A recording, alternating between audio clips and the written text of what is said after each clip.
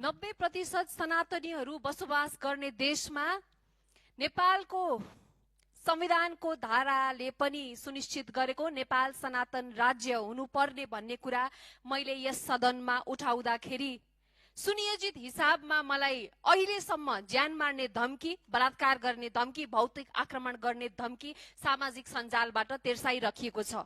के गणतन्त्रले ल्याएको धर्मनिरपेक्षताको फल यही हो?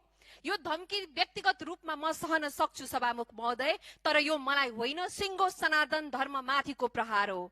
दशकौंदेखि नेपालमा सद्भाव सहित बस्दै आएका इसाईले धर्म परिवर्तन गराउँदै कहिले पनि हिँड्दैनन्। कसैले स्वेच्छाले गर्छ त्यो उसको अधिकारको कुरा हो, तर विदेशी मिसनरीहरूबाट पाठ पढाइएका नक्कली इसाई यहाँ आँखा नदेख्नेले आँखा देख्छ, एचआईभी जस्ता रोगका कीटाणु मर्छन्, व्हीलचेयरमा आएका हिँड्दै जान्छन्, एचआईभी का कीटाणु मरिहाल्छन् भन्ने जस्ता सनातनका भगवान शैतान हुन्, घर बनाइदिन्छौ, भौतिक लोभ दिन्छौ भनेर, गरिबी हटाइदिन्छु भनेर यो भ्रम र ढाँटेर गराउने धर्मान्तरणको विरुद्ध मैले आवाज उठाइदिएको थिएँ, कुनै धर्मको विरुद्ध होइन। वास्तविक विषयलाई त वास्तविक रूपमा इसाई धर्म मान्ने पक्का इसाईलाई त यो विषयमा समस्या नै हुनु नपर्ने हो।